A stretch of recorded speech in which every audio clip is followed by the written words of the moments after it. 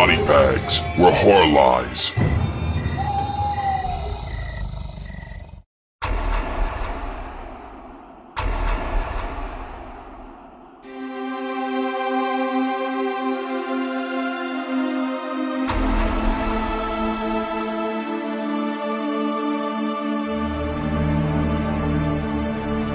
Yo, what's up everybody? Welcome to week 26 here on BodyBags. I am your host Moodz616, and thank you once again for stopping in. Alrighty guys, it's Sunday, so yeah, it's my turn to review a film. This week is not a theme week, so we are free to choose anything we want to.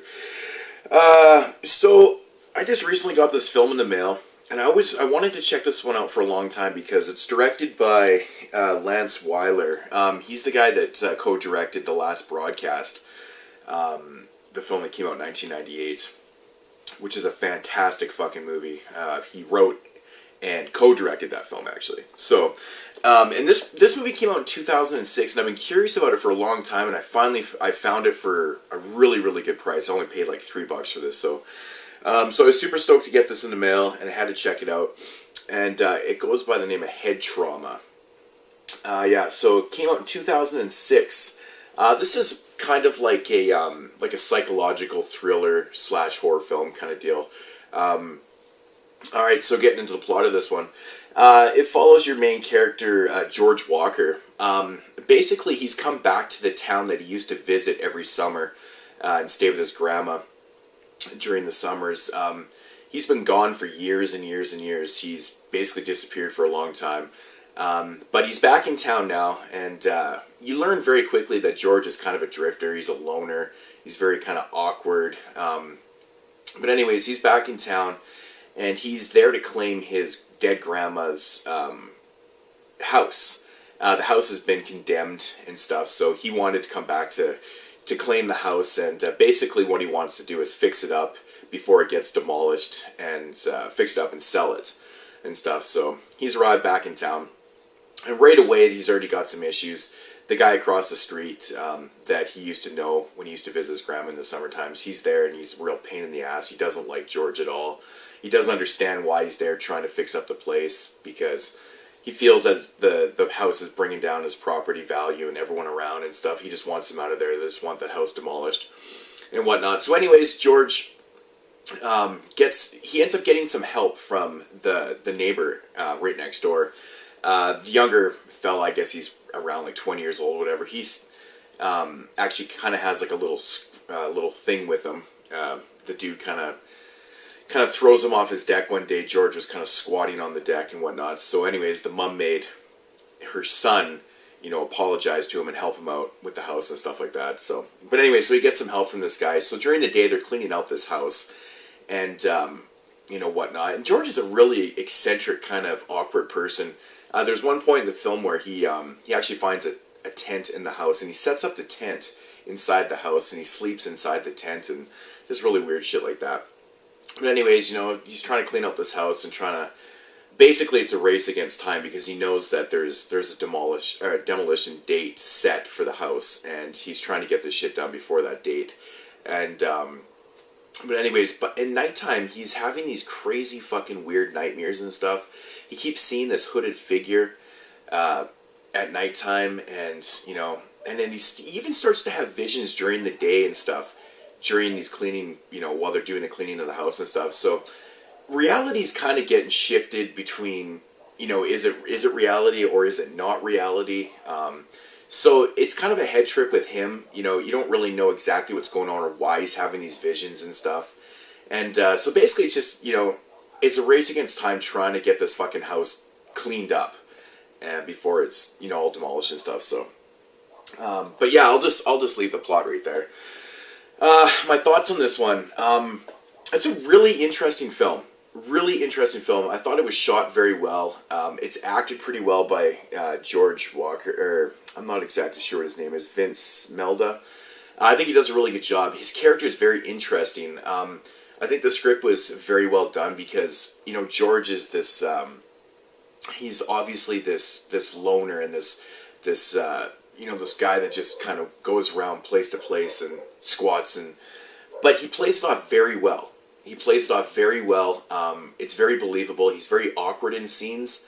But there is scenes where he's kind of normal. You know, like he kind of comes off that he's got some smarts and he's very normal. But there's other scenes where he's completely awkward and kind of, you know, he's just very down on his luck and, you know, insecure and stuff like that. And he plays it off really well from scene to scene. It kind of works very well in the story because there is scenes in the film where you're not even sure if he's awake or if he's sleeping. So his insecurities and his awkwardness in these scenes kind of play out very well throughout the film.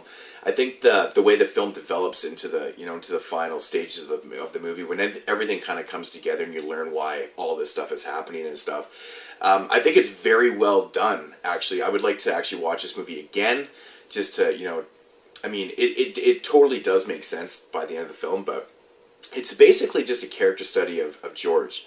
And, you know, having all these crazy-ass visions. You know, he believes that the house is haunted because he keeps seeing shit in the house and he keeps finding weird things in the house. And, you know, even the neighbor had told him that, you know, when the house was condemned for the last 5 years since his grandma's passed, and there was squatters in there and there was all these weird things happening in the house and stuff, which just kind of adds to the element of the film and stuff and adds to the mystery of what's really going on. But I think one of the coolest things about the movie is that you don't know shit about George. You know, all you know and all you learn throughout the movie is the fact that, you know, he used to visit this house and live in there in the summertime. And that's about it. You don't know where he's been all these years. You don't know what he's been doing. Or anything about him. So it adds to the mystery, and it's actually quite intriguing throughout the film because, you know, he tries to start, like, he has like kind of a love interest in the film, a girl that he knew from way back in the day, like 20 years earlier, whatnot. But she doesn't really want anything to do with him because, you know, he's obviously changed, and she doesn't really like what, you know, what she sees and stuff. And she's actually kind of a bitch in the film, but, you know, that's kind of an interesting angle, and that really shows his insecurities and his level of just kind of weirdness, really. Like, he just doesn't know how to be, you know, not awkward around her and stuff. It's kind of intriguing. But yeah, you know, the visions and stuff, and I thought, you know, the way it was done in the movie was done very well. You know, it's structured very cool. Yeah, I was actually really surprised at how well this movie was shot. Like, there's even some overhead shots in this that I thought were pretty well done. Really cool scenes in the forest. I guess not the forest, but like the woods behind his house and stuff. There's quite a few scenes where you find him running through there and trying to figure out what's going on. And some of those scenes are kind of interesting and awkward because you're not sure if he's sleeping or awake. Like I mentioned earlier. So, you know, that's kind of cool, but. You know, right from the get-go of the film, you do want to find out what's happening with him because, you know, it's kind of a slow burner, but it's very intriguing. It doesn't run very long. It runs about just over 83 minutes or something like that. It's a perfect length. It doesn't seem long at all.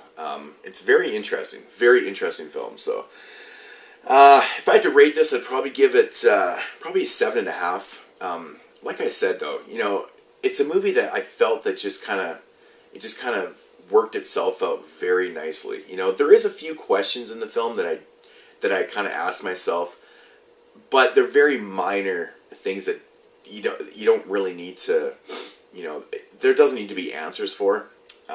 But, you know, in these type of movies, these type of character studies, and these psychological thriller horror films, there's always questions that people ask. Do we need the answers? Probably not. But I don't know, man. I think this is a very, very well done film. I've never really heard anybody talk about this one. Yeah, you know, you could probably go on to the psychology of this film for fucking days. So I'll just leave it at that right there. But I do highly recommend this, though. Like, it is low budget, but it's really good. You know, it's got a really small cast. There's not a lot of characters in this film, which is cool because, you know, you really, I shouldn't even say you don't get to know George at all, really.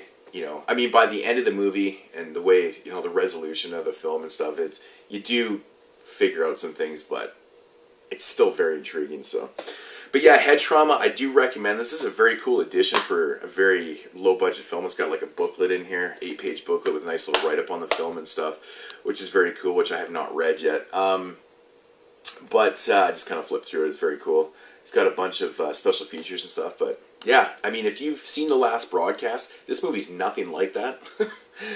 It's not a found footage documentary type film at all, obviously.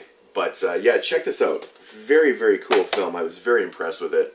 And yeah, I mean, if you like those psychological thrillers, which, you know, I find a lot of psychological thrillers are very hit and miss sometimes because some of them just really don't make sense.